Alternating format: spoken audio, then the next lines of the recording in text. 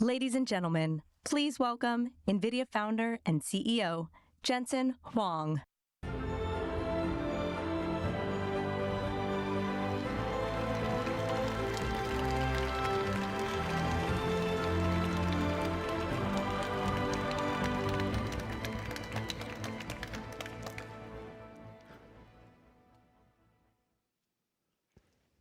Twenty years after we introduced to the world the first programmable shading GPU, we introduced RTX at SIGGRAPH 2018 and reinvented computer graphics. You didn't know it at the time, but we did, that it was a bet the company moment. The vision of RTX was to bring forward real-time ray tracing, something that was, of course, used in film rendering offline. It required that we reinvent the GPU, added ray tracing accelerators, reinvented the software of rendering, reinvented all the algorithms that we made for rasterization and programmable shading. And that wasn't even enough. We had to bring together computer graphics and artificial intelligence for the very first time to make it possible. In 2018, 5 years ago, this was the showcase demo. The first RTX GPU was called Turing. As you can imagine, we did it on purpose. It was appropriately named to unify computer graphics and artificial intelligence for the very first time. This demo was called Star Wars Reflection. It was created by the researchers at L&M, X Labs, Epic, and Nvidia.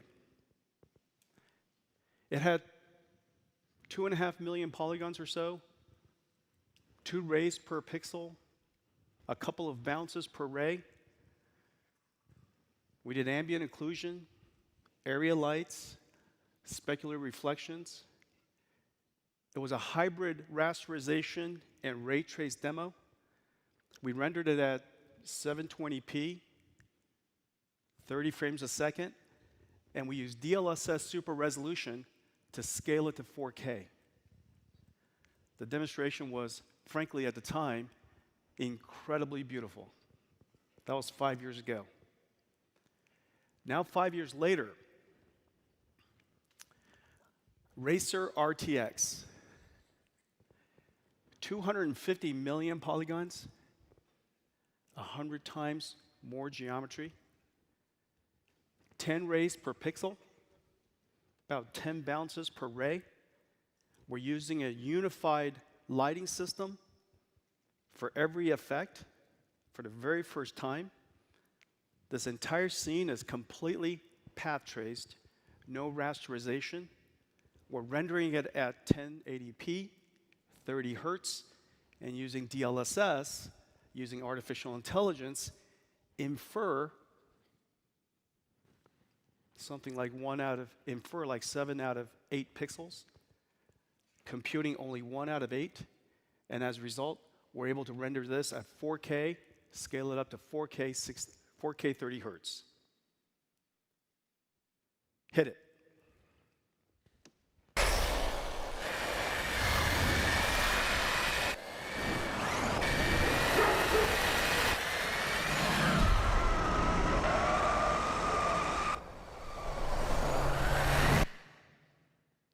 Not bad for real time.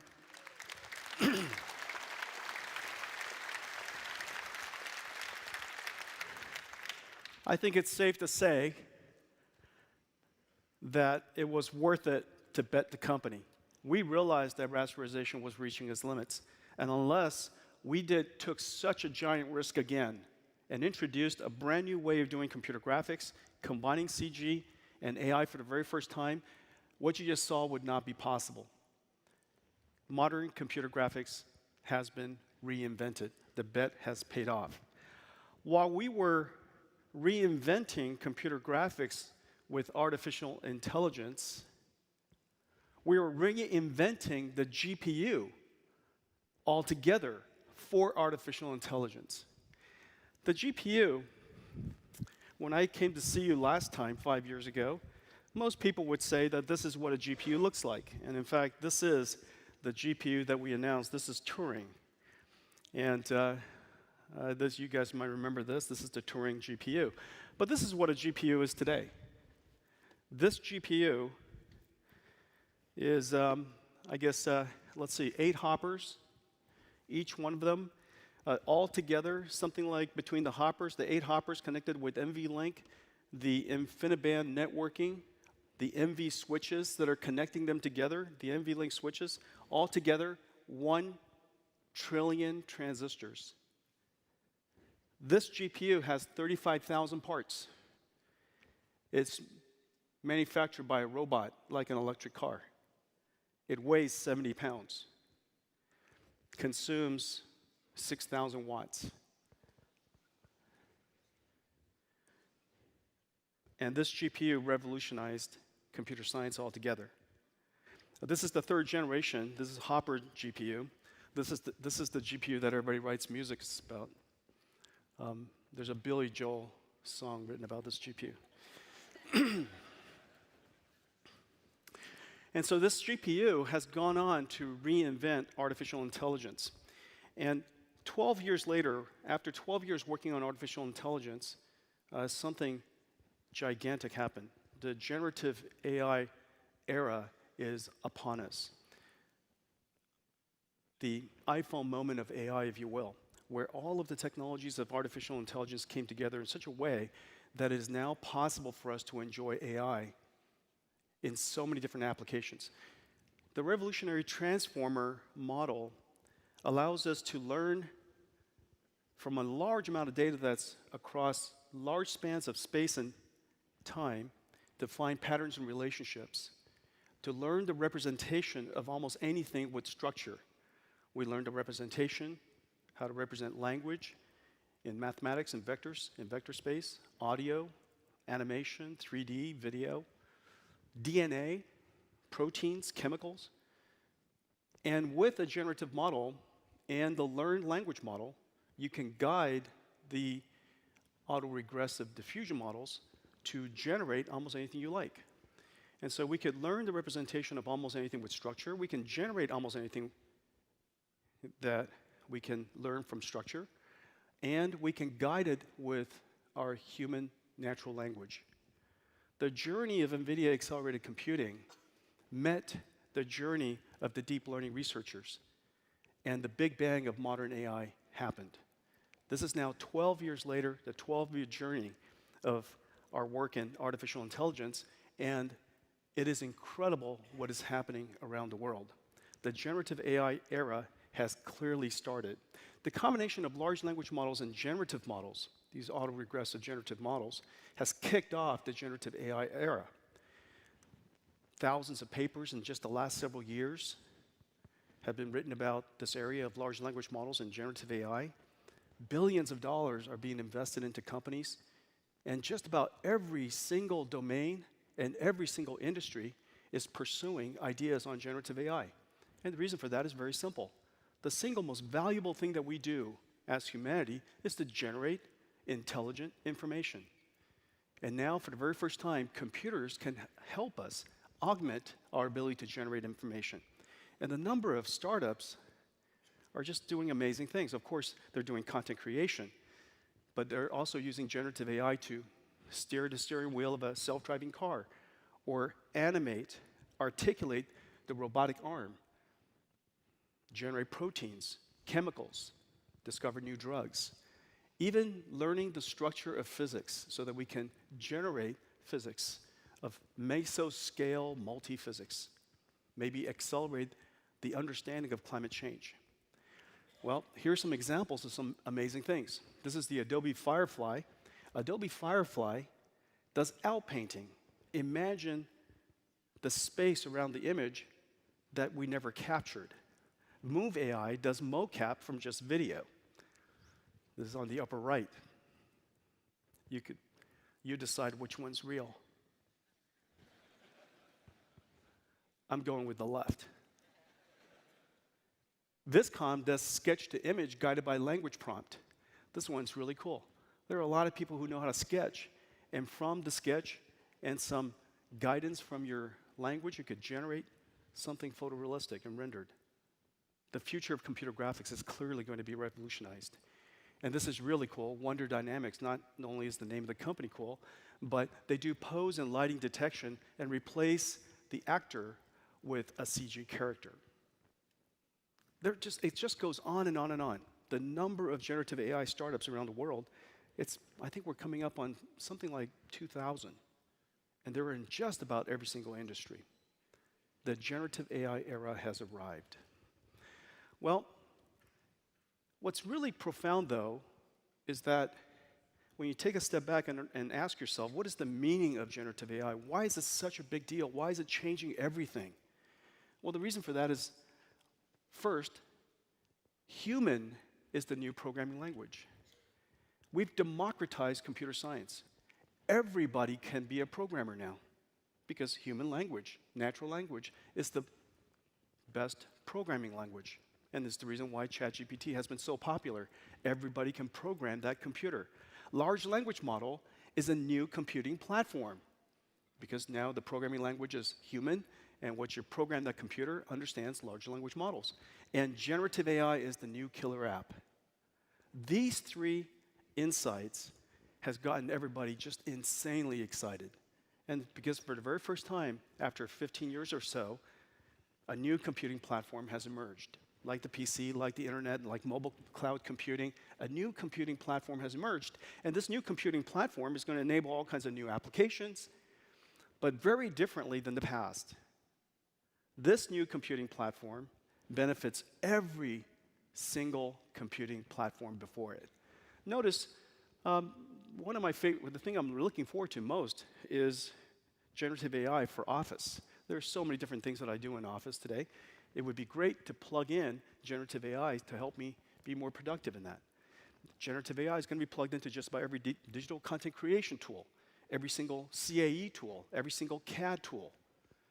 For the very first time, this new computing platform not only enables new applications in this new era, but helps every application in the old era. This is the reason why the industry is moving so fast. Well, one of the important things that's going to happen is this application space, this new way of doing computing, is so profoundly different that the computer will be reinvented. The computer itself will, of course, process information in a very different way. And we need a new processor. The computers in the world, computing is done in so many different places. And sometimes they're used for training, sometimes they're used for inference, sometimes they're in the cloud, sometimes it's for scale up, sometimes it's for scale out. Sometimes it's for enterprise, sometimes it's underneath your desk in your workstation. There are so many different ways that computing needs to be refactored. And Nvidia's accelerated computing will support every single one of those. But one particular area is extremely important, which is the basic scale out of the cloud. The basic scale out of the cloud historically was based on off-the-shelf CPUs, x86 CPUs. While general purpose computing is a horrible way of doing generative AI, and you could see that in just a second. And so we created a brand new processor for the era of generative AI. And this is it. This is the Grace Hopper. We announced Grace Hopper, in fact, just only recently, several months ago. And today we're announcing that we're going to give it a boost. We're going to give this processor a boost with the world's fastest memory called HBM3E. The world's fastest memory now connected to Grace Hopper. We're calling it GH200. The chips are in production. We'll sample it at the end of the year or so and be in production by the end of second quarter. This processor is designed for scale out of the world's data centers. It has 72 cores. Grace CPU core is connected through this incredibly high-speed link cache coherent, memory coherent link between the CPU and the GPU. This is the CPU and that's the GPU. The Hopper GPU is now connected to HBM3E. It has 4 petaflops of transformer engine processing capability. And now it has 5 terabytes per second of HBM3E performance. So this is the new GH200, based on the architecture, Grace Hopper, and a processor for this new computing era. There's a whole lot of ways that we can connect Grace Hopper into a computer. This is one of my favorites. By connecting 2 of them into one computing node, connecting it together with NVLink, and this NVLink between these 2 processor modules is 6 terabytes per second. And it basically turns these two processors, these 2 superchips, into a supersized superchip. One giant GPU, one giant CPU. The CPU now has 144 cores. The GPU has 10 terabytes per second of frame buffer bandwidth. 10 terabytes per second of frame buffer bandwidth, and 282 gigabytes of HBM3E. Well, pretty much you could take just about any large language model you like and put it into this, and it will inference like crazy. The inference cost of large language models will drop significantly because look how small this computer is.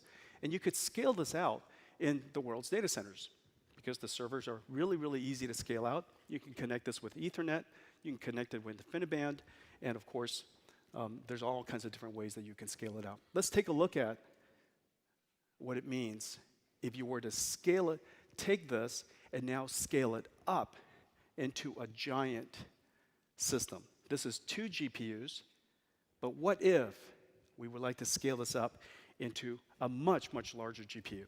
Run it, please.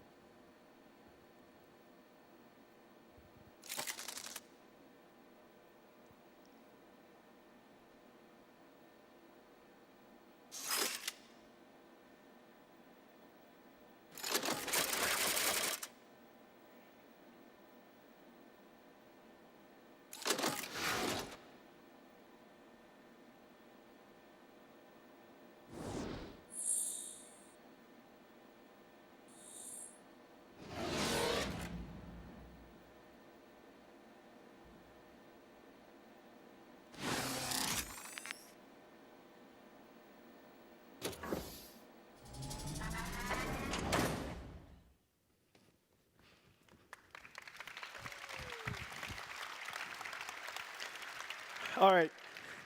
This is actual size, by the way. This is actual size, and it probably even runs Crysis. The world's largest single GPU. 1 exaflops, 4 petaflops per Grace Hopper, 256 connected by NVLink into one giant system.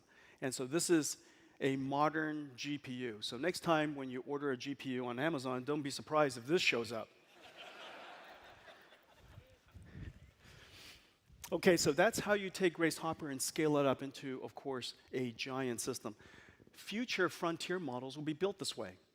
The frontier models of the past, like GPT-3 and GPT-4 and Llama, are the mainstream models of today.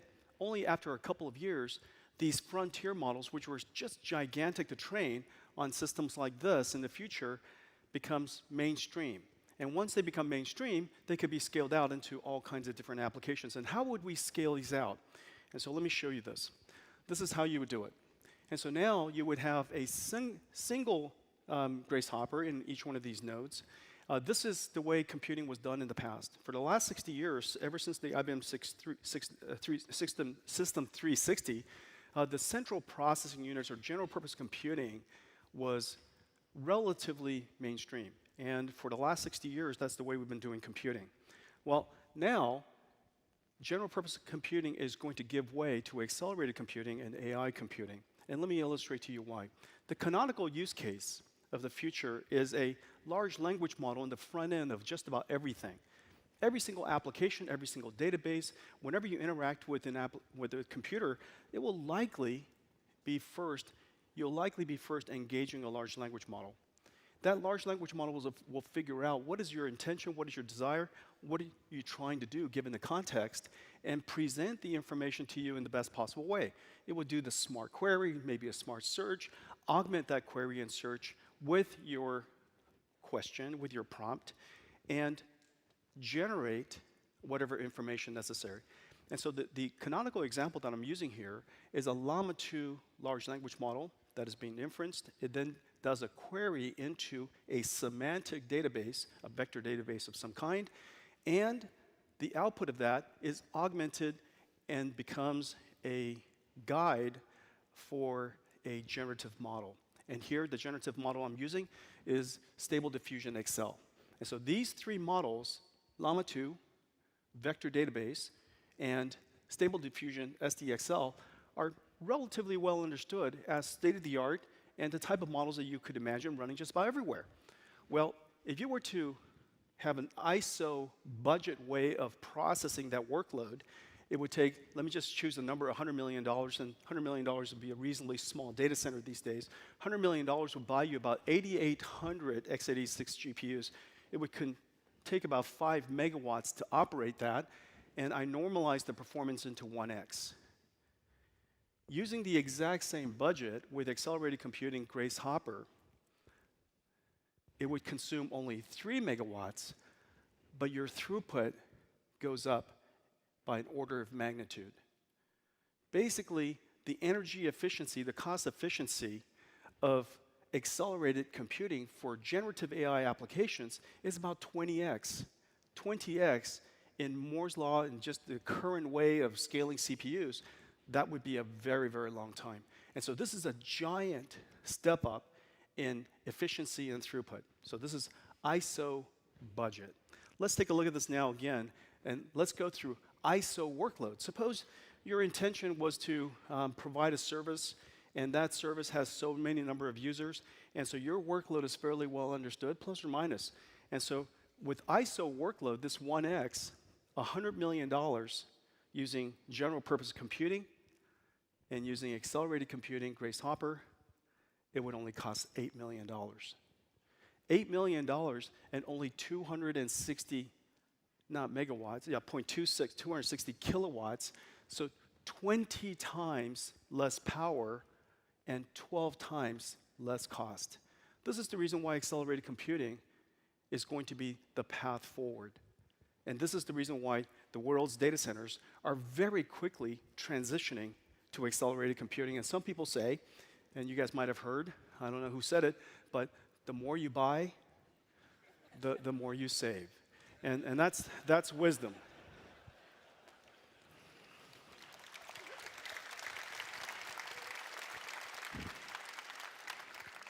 If I could just ask you to remember one thing from my talk today, that would really be it. That the future is accelerated computing, and the more you buy, the more you save. Well, today I want to talk about something really, really important. And so the backdrop, accelerated computing, the backdrop, generative AI, the backdrop, the things that, real-time ray tracing, the future of computer graphics unified with AI. Let's talk about a couple of new things. And so today I want to talk about Omniverse and generative AI and how they come together. The first thing that we already established is that graphics and artificial intelligence are inseparable. That graphics needs AI, and AI needs graphics. Graphics needs AI, and AI needs graphics. And so the first thing that you could imagine doing for the future of artificial intelligence is to teach it common sense. All of us understand the consequences of the physical actions we take. All of us understand that gravity has effect. And all of us understand that even though you don't see something, that object might still be there, probably is still there, physical object presence. And so that common sense is known to humans ever since you're babies. And yet, for most artificial intelligence agents that learned on large language models, it's unlikely it has that common sense. That object permanence, the effects of gravity, the consequence of your actions, you have to learn it in a physically grounded way.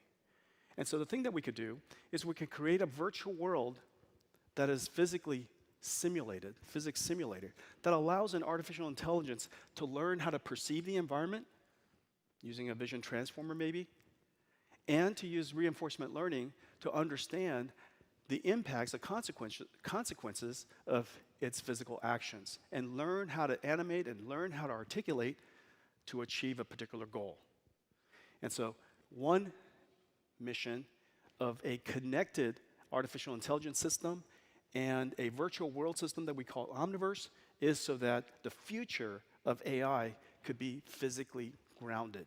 The number of applications is really quite exciting because, as we know, the largest industries in the world are heavy industry, and those heavy industries are physics-based, physically based. And so, first application is so that AI can learn in a virtual world.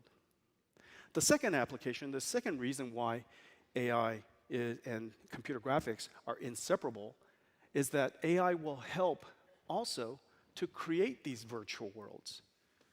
Let me give you a couple of examples. This is an AI that is a large language model, as I mentioned, that will be connected to almost every single application. However, the future user interface of almost every application is a large language model. And so it's sensible to imagine that this large language model could also be a query front end to a 3D database.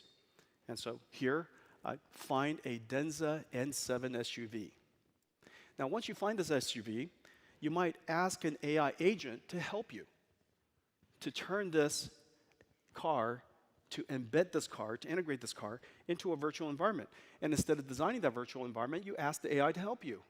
Give me a road in the desert at sunset. Now, inside Omniverse, we can then unify, aggregate, composite this information together, and now the car is integrated, rendered into, positioned into a virtual world. And so here's an AI that helps you maybe create and find some manage your data assets.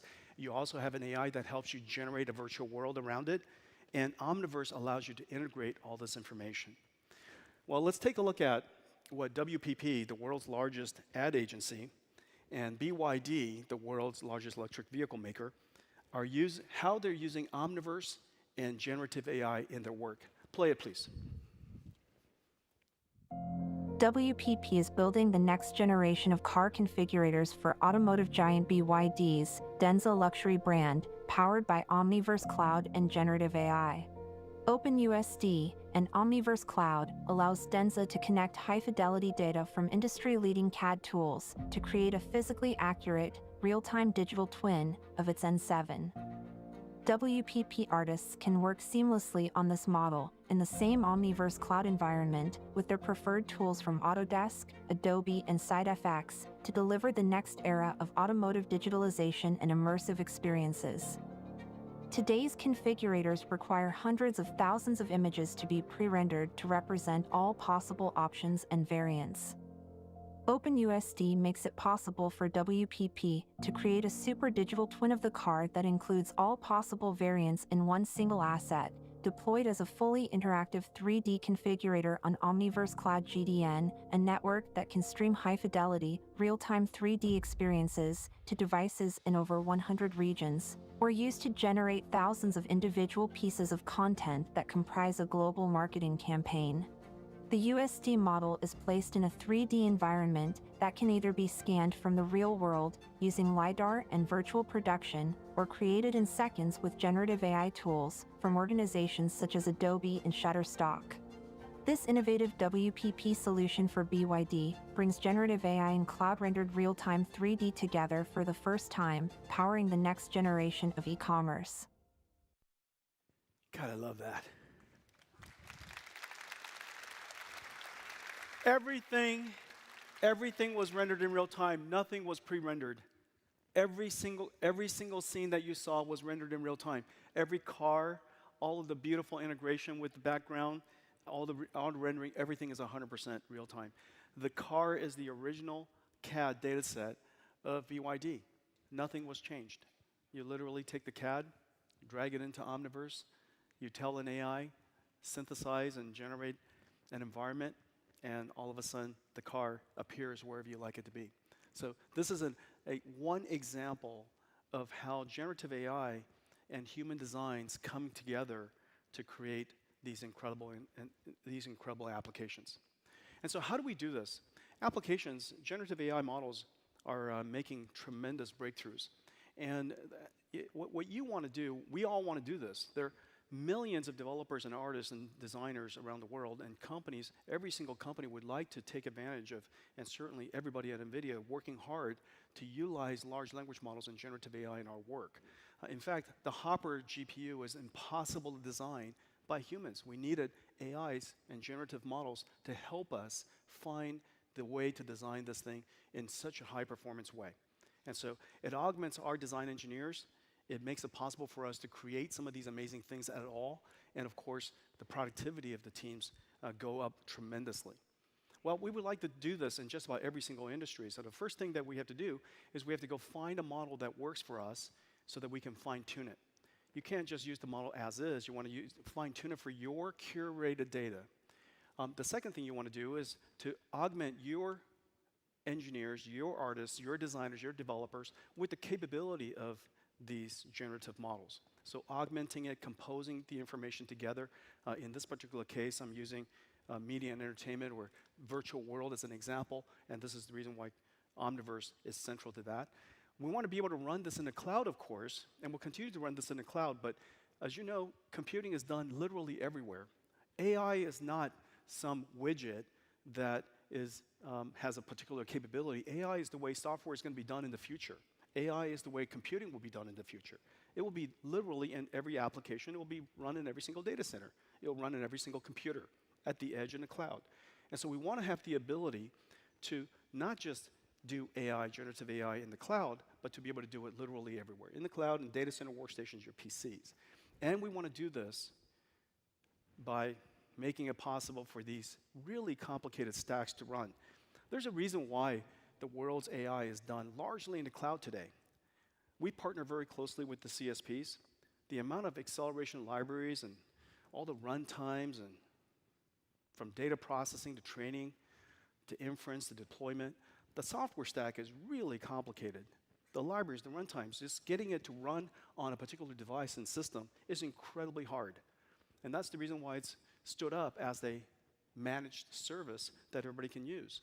Well, we believe that in order for us to democratize this capability, we have to make it run literally everywhere. And so we have to have these unified optimized stacks be able to run on almost any device and make it possible for you to engage AI. Well, the first question is, where are the world's models? Well, the world's models are largely on Hugging Face today. It is the largest community of AI, the largest AI community in the world. Lots and lots of people use it. 50,000 companies, 2 million users, I think. 50,000 companies engage Hugging Face. There's some 275,000 models, 50,000 data sets. Just about everybody who creates an AI model and wants to share with the community puts it up in Hugging Face. So today we're announcing that Hugging Face is going to build a new service to enable their community to train directly on Nvidia DGX Cloud. Nvidia DGX Cloud is the best way to train models. And its footprint is being set up, our DGX Cloud footprints are being set up in Azure, OCI, Oracle Cloud, and GCP. So the footprint is going to be largely everywhere, and you'll be able to find from the Hugging Face portal, choose your model that you would like to train, or you would like to train a brand new model, and connect yourself to DGX Cloud for training. So this is going to be a brand new service to connect the world's largest AI community with the world's best AI training infrastructure. So that's number one. Where do you find the models? But you want to do this in the cloud, but you might also want to do this everywhere else. And how do you build that infrastructure for yourself? And so the second thing we're announcing today is the Nvidia AI Workbench. This workbench is a collection of tools that make it possible for you to automatically assemble the dependent runtimes and libraries. The libraries to help you fine-tune and guardrail, to optimize your large language model, as well as assembling all of the acceleration libraries, which are so complicated, so that you could run it very easily on your target device. You could target a PC, you could target a workstation, you could target your own data center, or with one click, you can migrate the entire project into any one of these different areas. Let's take a look at NVIDIA AI Workbench in action. Generative AI is incredibly powerful, but getting accurate results customized with your secured, proprietary data is challenging. NVIDIA AI Workbench streamlines selecting foundation models, building your project environment, and fine-tuning these models with domain-specific data. Here, AI Workbench is installed on a GeForce RTX 4090 laptop, where we've been experimenting with an SDXL project. As our project gets more complex, we need much more memory and compute power, so we use AI Workbench to easily scale to a workstation powered by 4 NVIDIA RTX 6000 Ada generation GPUs. AI Workbench automatically creates your project's environment, building your container with all dependencies including Jupyter. Now, in the Jupyter Notebook, we prompt our model to generate a picture of Toy Jensen in space. But because our model has never seen Toy Jensen, it creates an irrelevant result. To fix this, we fine-tune the model with 8 images of Toy Jensen, then prompt again. The result is much more accurate. Then, with AI Workbench, we deploy the new model in our enterprise application. This same simple process can be applied when customizing LLMs such as Llama 2 70B. To accommodate this much larger model, we use AI Workbench to scale to the data center, accessing a server with 8 NVIDIA L40S GPUs. We tune with 10,000 USD code snippets and nearly 30,000 USD functions built by NVIDIA, which teaches the model to understand 3D USD-based scenes. We call our new model ChatUSD. ChatUSD is a USD developer's co-pilot, helping answer questions and generate USD Python code. With NVIDIA AI Workbench, you can easily scale your generative AI projects from laptop to workstation to data center or cloud with a few clicks.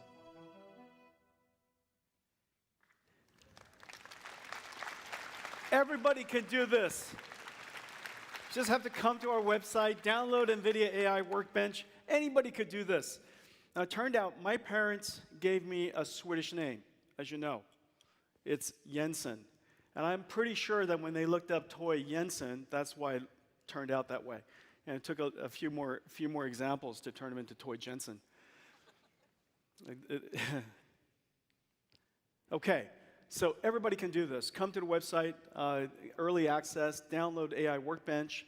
For the creator of the project, it helps you set up the libraries and the runtimes that you need. You can fine-tune the model.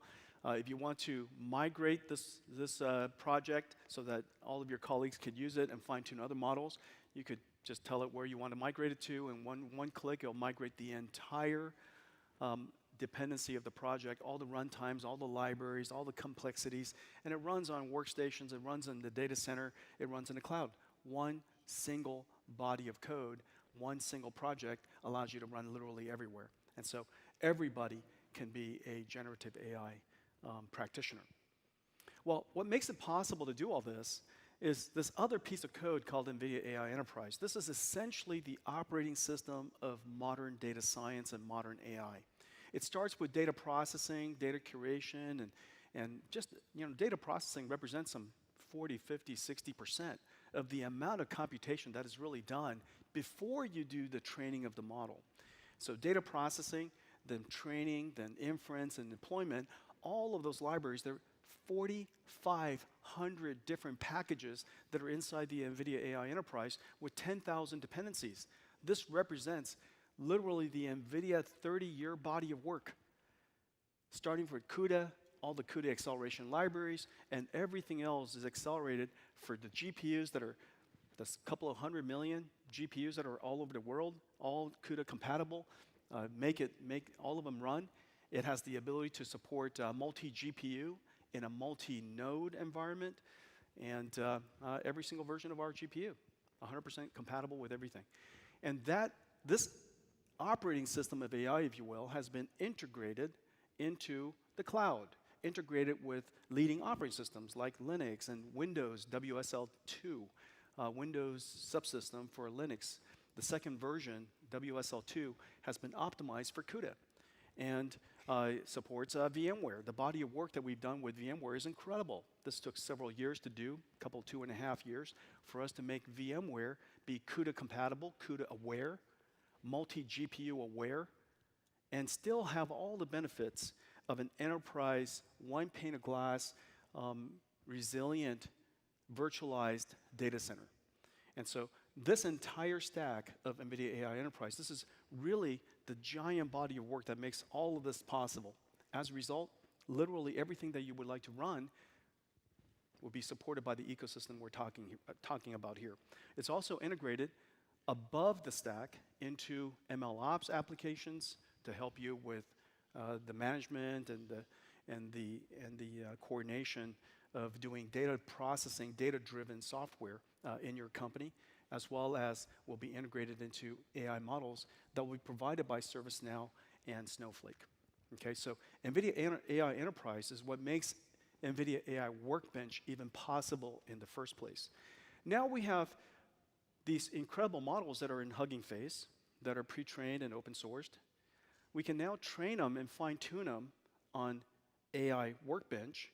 You could run it anywhere because of AI Enterprise. Now we just need some powerful machines. We have powerful machines in the cloud, of course. DGX Cloud has many footprints around the world. But wouldn't it be great if you had a powerful machine under your desk? And so today we're announcing our latest generation Ada GPU, Ada Lovelace GPU, the most powerful GPU we've ever put into a workstation, is now, oh gosh darn it, I just put my fingerprints on there. Can you guys see that? That's not me. Could you? Hey, can I have this cleaned in the future? My bad. Yuck. Let me show you. That's the worst product launch ever, you guys. The CEO pulls it out and goes, yuck. This is the data center version of Ada Lovelace. Sorry, everybody. My bad. They worked so hard. It was perfect. It's like beautifully lacquered. I'm sad. I'm super sad. Okay. Anyways. Thank you. And that's why you should rehearse. All right, it goes into these amazing workstations, and these amazing workstations packs up to 4 of these GPUs. It packs up to 4 NVIDIA RTX 6000s, the most powerful GPUs ever created, and it run real-time ray tracing for Omniverse, as well as train, fine-tune and inference large language models for generative AI. And it's available from Box and Dell and HPI and Lambda and Lenovo, and it's available now. Okay, so we're in production with these workstations, and with, as I mentioned, Hugging Face to AI Workbench, Nvidia AI Enterprise, running on Windows 11 with WSL2, you have an amazing AI machine. You could fine-tune GPT-3, 40 billion parameter GPT-3 in about 15 hours on nearly 1 billion tokens. And so you could take your proprietary data, your curated data, you could maybe bring all of your PDFs, and you could fine-tune this model before you ask it, prompt it and ask it questions. SDXL could be trained, and after it could be fine-tuned, as I mentioned, we showed you an example of us fine-tuning it with Toy Jensen. You can now generate 40 images per minute. Okay, 40 images per minute. This workstation will pay for itself, in who knows, depending on how much you use generative AI these days, it could pay for itself in months. Like I said, the more you buy, the more you save. Okay? Incredibly fast, incredibly powerful, and it's all yours. It produces answers in seconds, not minutes, in some of the services that are out there. Okay, and so another incredible machine are the servers, and these servers, as you know, getting GPUs in the cloud these days is no easy feat, and now you can buy it. Okay, you could have your company buy it for you and put it in the data center, and there's a whole bunch of these servers. Whole bunch of different configurations. I don't know if you guys could see this. This is a server that has up to 8 of the L40S Ada Lovelace GPUs. And of course, these are not going to be used for frontier models. These are not designed to train large frontier models like GPT-4 or GPT-5. These are really used for mainstream models today that you can download from Hugging Face, or Nvidia could work with your company to create, based on our language model called Nemo.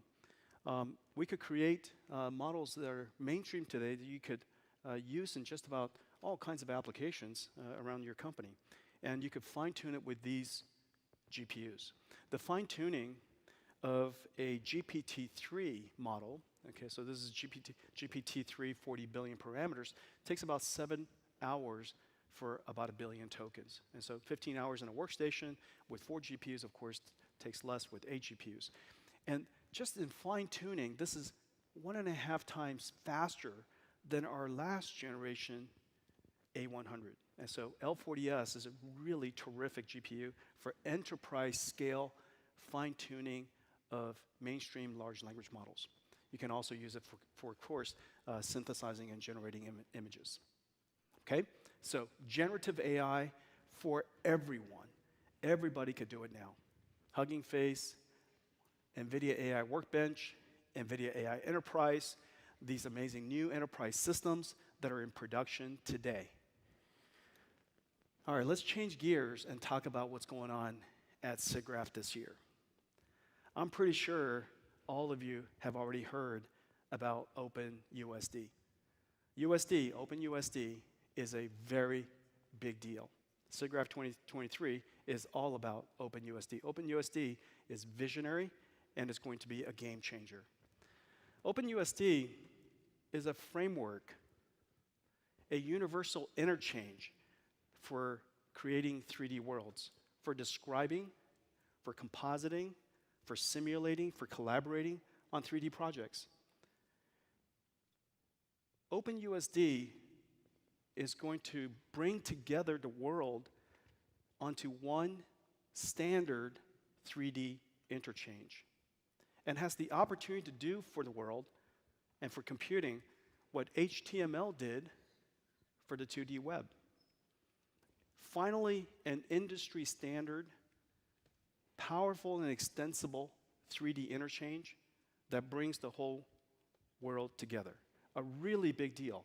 Now let's take a look at why it is such a visionary thing that Pixar did. It was invented, well, I forget exactly when they invented it, but they open sourced it in 2015. And they've been, of course, using this framework for over a decade building amazing 3D content. Well, the 3D pipeline is incredibly complicated. The 3D workflow is specialized and complicated. You got designers and artists and engineers. They all specialize in some part of the 3D workflow. It could be modeling and texturing, materials, physics simulation, animation, set design, scene composition. There are so many parts and so many different tools. And because the tools are created by different companies and largely incompatible, import and exporting data conversion is just part of the workflow. And because they're incompatible and because there's all this import and exporting, fundamentally, the workflow has to be serialized. It's impossible to parallelize that. And the converting, of course, all of this data is cumbersome and is error-prone. And so this workflow is fundamentally complex. You could argue that it was just designed to be complex. And this is one of the reasons why creating these incredible 3D animation movies are so expensive and take so much time. Well, one of the visions, the first vision, of course, of OpenUSD is to put the data at the center. Could you imagine if every single tool was natively compatible with USD? Then as a result, data gravitates to the center. Everybody can work in parallel. The interchange and conversion goes away. And instead of a serialized model, you have a parallelized spoken hub model. And so this way of doing work, of course, is incredibly appealing, and it's one of the reasons why the vision of OpenUSD has taken off. Well, there's some 50 tools available now. The industry loves the vision. OpenUSD already has a rich ecosystem. Some 50 tools are now compatible with OpenUSD natively. 170 contributors in the USD forum from about 100 companies. So you got a lot of people really interested in this, and the momentum is growing. It's being adopted in film, architecture, engineering, and construction, manufacturing, and so many different fields of robotics. We're engaged with companies in so many different parts of the industry, all excited about USD because everybody's workflow, like creating movies, is complicated. This is no different than a company who's in manufacturing, a company who's trying to build a new building. So many different specialists, so many different contractors, so many different parties coming together to build something complex. For the very first time, we have a standard interchange that can bring everybody together. So super, super exciting. Well, 5 years ago, we started working with Pixar, and we adopted USD as the foundation of Omniverse. Our vision was to create these virtual worlds that make it possible for us to bring world design into the applications that I mentioned. Industrial digitalization at the core of many things that we want to do, not just for, of course, creating amazing movies and broadcast and video games, but also to take 3D worlds, physically based, real time, into the world's industries. We felt that we could make a real impact. And so we selected USD. It was a brilliant move. The team made just a visionary move to partner with Pixar to select USD as the foundation of Omniverse. This is probably the world's first major platform, incredible database and engine system that was built completely from the ground up for USD. Every single line of code was designed with USD in mind. The platform for USD for describing, simulating, all the things that we just mentioned. And so Omniverse was designed to connect. It's not a tool in itself, it's a connector of tools. It's not intended to be a final production tool. It's intended to be a connector that make it possible for everybody to collaborate, interchange, share, live work. Okay, so Omniverse is a connector. Well, let's take a look at how the vision of OpenUSD came together. And this is just a fantastic illustration. Starting from the left here, I think this is Adobe Stager, Houdini. This is a modeling system, Maya, or animation system, modeling system. This is Omniverse, Blender, RenderMan, Pixar's RenderMan, and Unreal Engine from Epic, a game engine. Literally all OpenUSD. one data set ingested into everybody's tools, and it looks basically the same.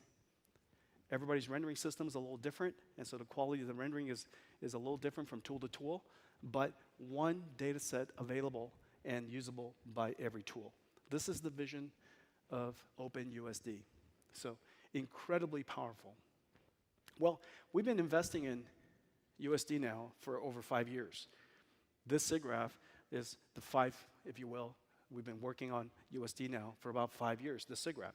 And we've been working on extending USD to real-time and physics-based systems for industrial applications. We brought RTX to it.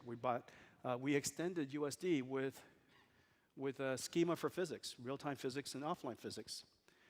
We added CAD to USD, connect USD to a whole new industry.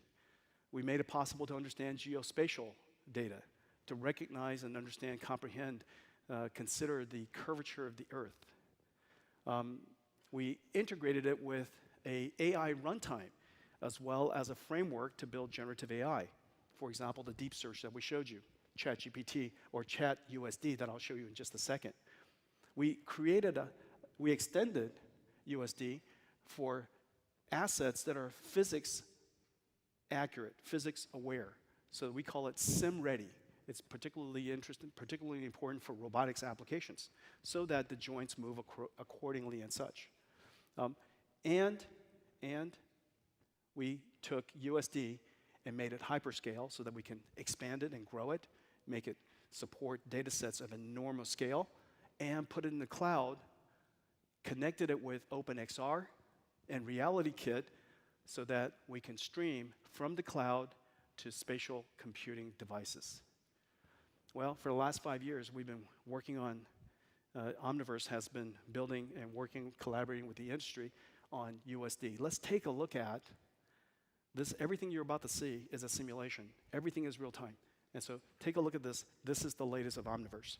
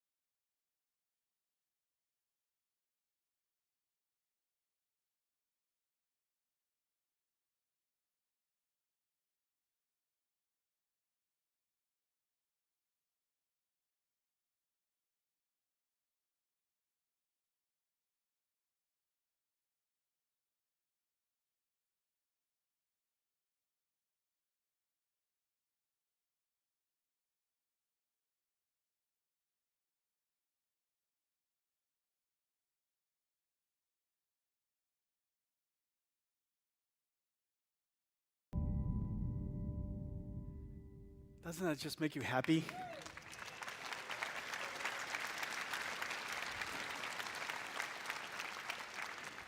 No art, all physics. Physics make you happy, doesn't it? Physics makes you happy. Okay, well, we wanted to put Omniverse everywhere. You could download Omniverse from our website and run it on your PC and your workstation. For enthusiasts and designers, that's perfect. You could also license Omniverse for enterprise. And for enterprises that are using it across many different organizations, we even set up a managed service for you inside your company.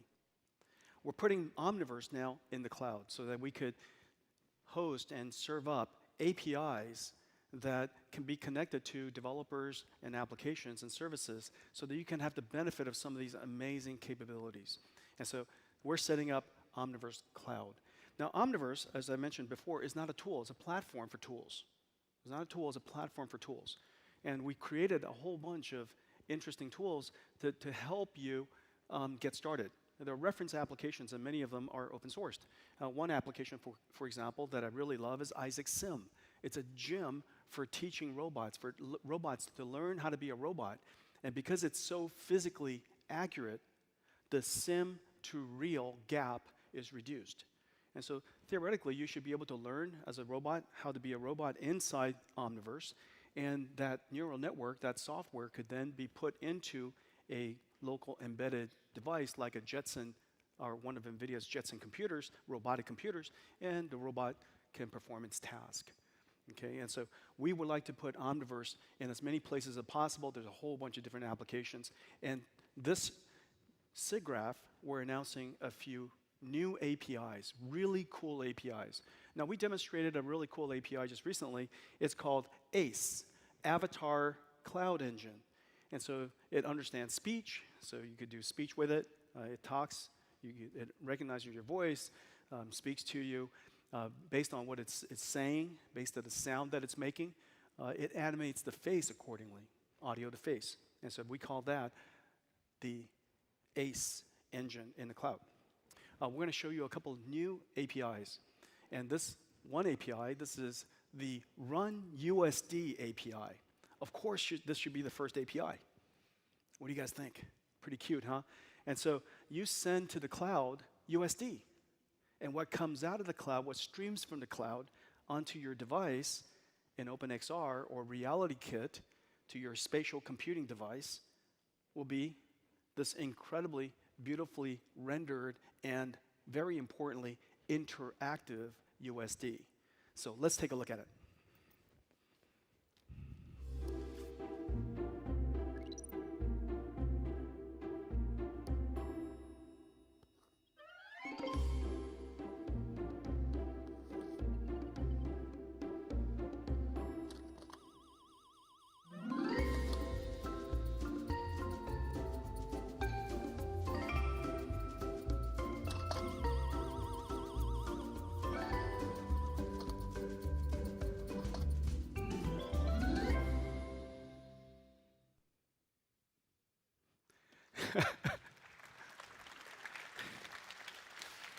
So for USD programmers, USD developers, you will have hours of joy, just hours and hours of joy. And you can just create your USD content, USD asset, load it up on NVIDIA's Omniverse Cloud, and enjoy the device, enjoy the asset on your device.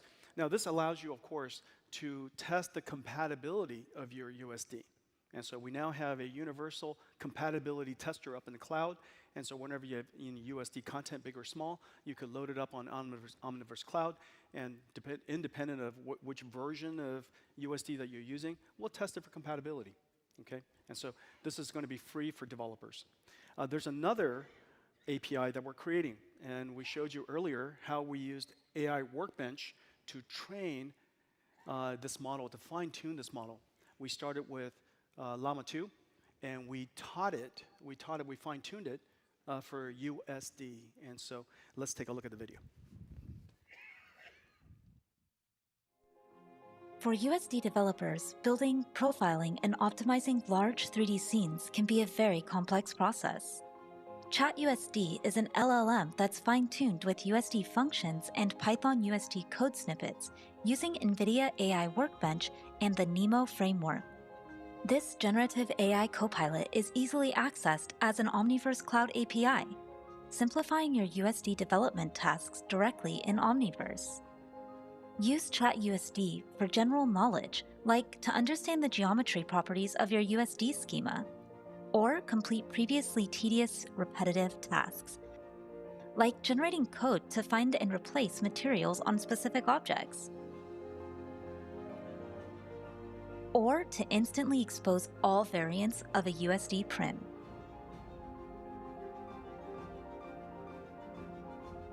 ChatUSD can also help you build complex scenes, such as scaling a scene and organizing it in a certain way in your USD stage. Build bigger, more complex virtual worlds faster than ever with ChatUSD generative AI for USD workflows. ChatUSD.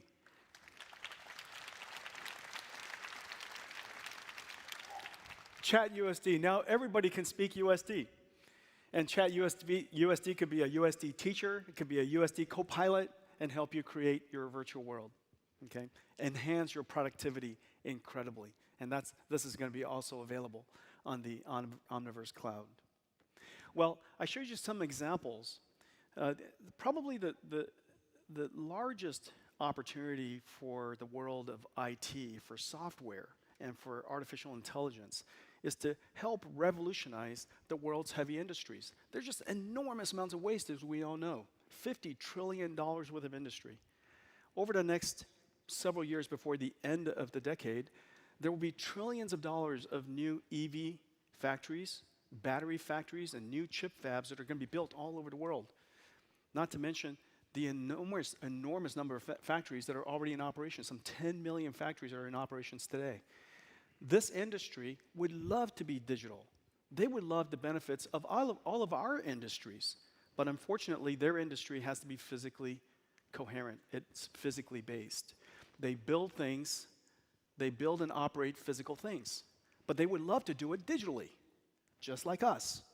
And so how can we help them do that?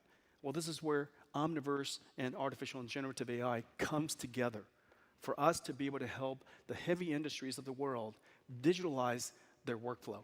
Just as modeling and texturing and lighting and animation and set design and so on and so forth are all done by different groups in a very complicated pipeline, this is very much the case of the world's heavy industries.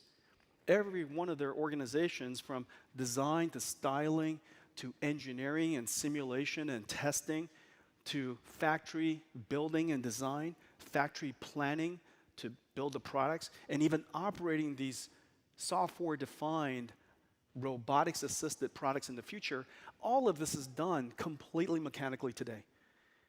That entire flow could be digitalized, and it could be integrated for the very first time using OpenUSD. This is the incredible vision of OpenUSD, why we're so excited about it. If we could only augment it with real-time capability and physics simulation capability and make it so that every single tool is connected to Omniverse, we can digitalize the world's industries. Well, their excitement is enormous because they all would love to have the productivity, would love to reduce the energy consumed, would love to reduce the waste, would love to reduce the mistakes in digital long before they have to build it in physical. And so this is Mercedes. They're using Omniverse to digitalize their manufacturing lines. This is Mercedes using Omniverse to simulate autonomous vehicles. This is BMW using Omniverse to digitalize their global network of factories, some 30 factories. They're now building it in Omniverse without breaking ground and doing the entire integration a year before the factory is actually even built. Using Omniverse to simulate new electric vehicle production lines.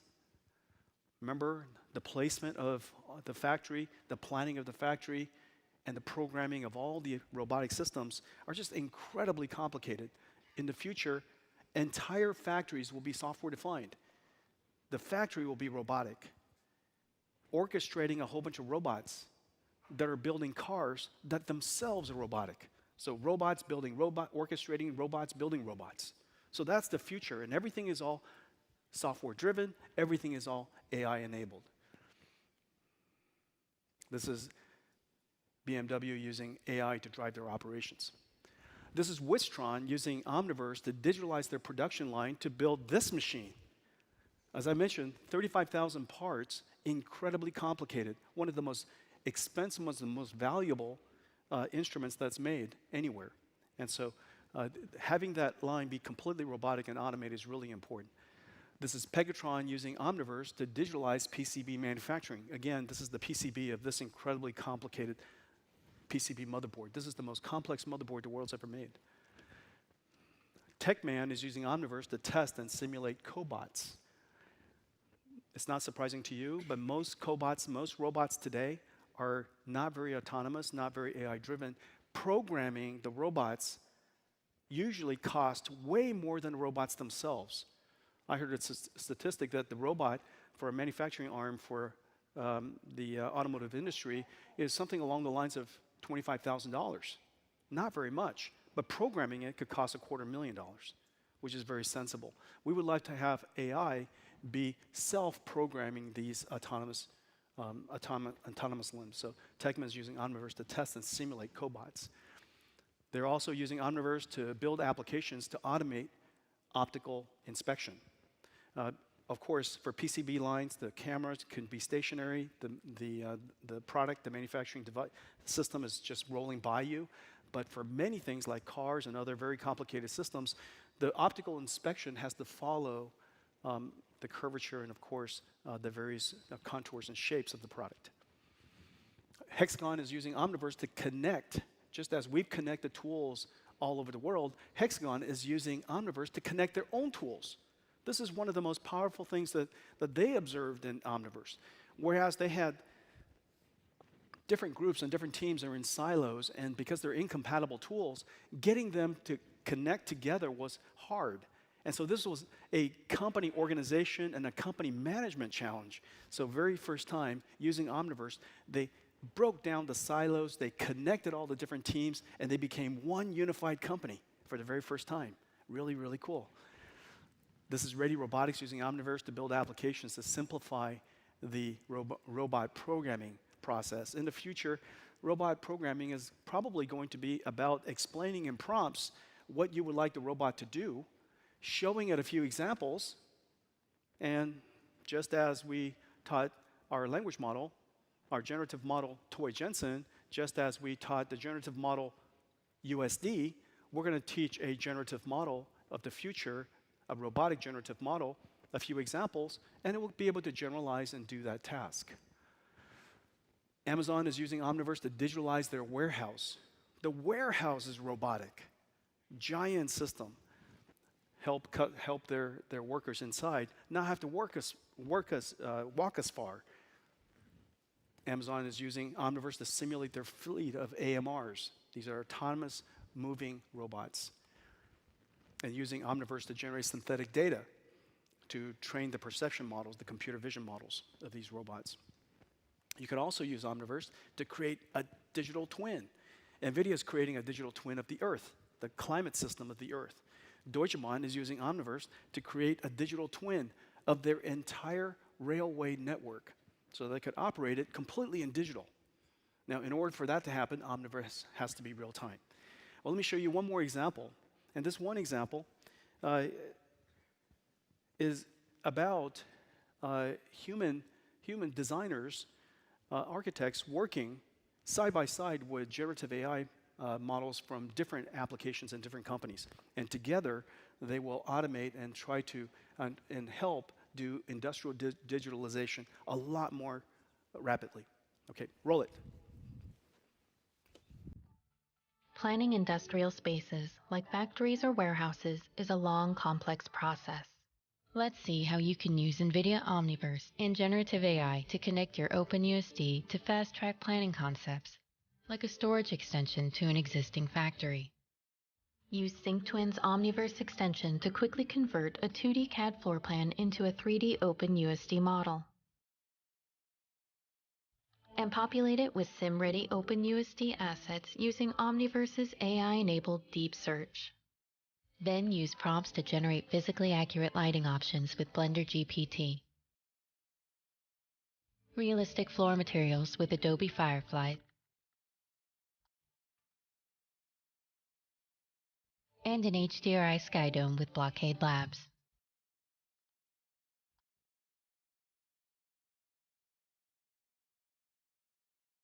To see the new space in context, compose it on a cesium geospatial plane next to your existing factory digital twin. Then, to share with stakeholders, use one click to publish the proposal to Omniverse Cloud GDN, which serves a fully interactive review experience to any device. Fast-track your factory planning process with NVIDIA Omniverse and generative AI. How incredible is that? Remember, it started with a 2D PowerPoint slide, and it ended with a virtual factory in spatial computing. That is incredible. PowerPoint to a virtual factory. 2D to spatial 3D. So this is the future. This is the future, and this is how everything comes together. USD, of course, is foundational in that journey, and Omniverse foundational in that journey, and generative AI. Well, this is what Omniverse is. We're super excited about the work that we're doing here. We're so happy that we chose OpenUSD as the foundation of Omniverse and all of the work that we've done to extend it into real time, into physics-based applications. The number of partners that we have is just growing incredibly, and it covers so many different industries, as I mentioned, from manufacturing to robotics and others. And we hope, and this is the beginning of a journey, that we will finally be able to digitalize, to bring software-driven, artificial intelligence-powered workflows into the world's heavy industries, the $50 trillion worth of industries that are wasting enormous amounts of energy and money and time all the time because it was simply built on technology that wasn't available at the time. And so Omniverse for industrial digitalization. Well, all of this momentum that we've already seen with OpenUSD is about to get turbocharged. Alliance for OpenUSD was announced with Pixar, Apple, Adobe, Autodesk, Nvidia as the founding members. The Alliance's mission is to foster development and standardization of OpenUSD and accelerate its adoption. So whatever momentum we've already enjoyed, the vision that we've already enjoyed, it's about to get kicked into turbocharge. Well, I want to thank all of you for coming today. We talked about SIGGRAPH 2023 for us is 4 things. It's about the transition of a new computing model. The very first time in decades that the computing architecture is going to be fundamentally redesigned from the processor to the data center to the middleware, the AI algorithms, and the applications that it enables. The processor we created for this era of accelerated computing and generative AI is Grace Hopper, and we call it GH200. We have NVIDIA AI Workbench to make it possible for all of you to be able to engage generative AI. NVIDIA Omniverse now has a major release with generative AI, and of course, release and support for OpenUSD. And then finally, whether you want to compute in the cloud or do AI in your company underneath your desk or in your data center, we now have incredibly powerful systems to help you all do that. I want to thank all of you for coming, but before you go, I have a treat for you. This is an anniversary, I understand, of computer graphics. SIGGRAPH has been a really special event and a very special place, and computer graphics, as you know, is the driving force of our company and very dear to us. We have dedicated probably more time, more engineering, more R&D, quarter of a century, over a quarter century, well, 30 years, dedicated to advancing computer graphics. I don't know any company who has invested so much. This industry is dear to us. The work that you do is dear to us. And if not for the work that you do, all of you who come to SIGGRAPH each year, how is it possible that AI would have achieved what it is today? How would it be possible that Omniverse would be possible or OpenUSD would be possible? So we made something special for you. Please enjoy. It all started over 50 years ago with a simple question. What if a computer could make pictures? How could we use them? And what would they look like generations from now? Hello, folks. I'm Mr. Computer Image.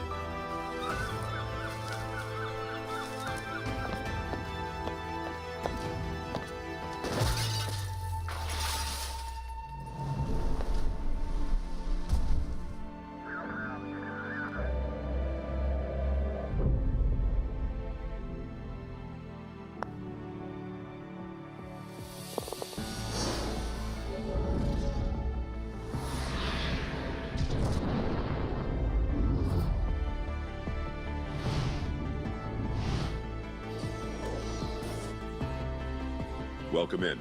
I hope you're hungry.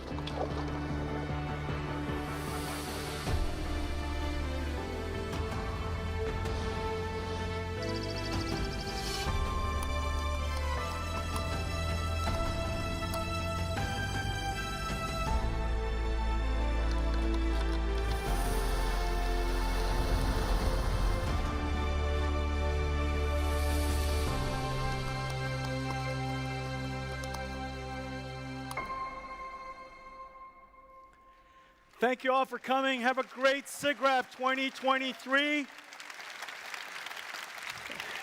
And remember, accelerated computing and generative AI, the more you buy, the more you save.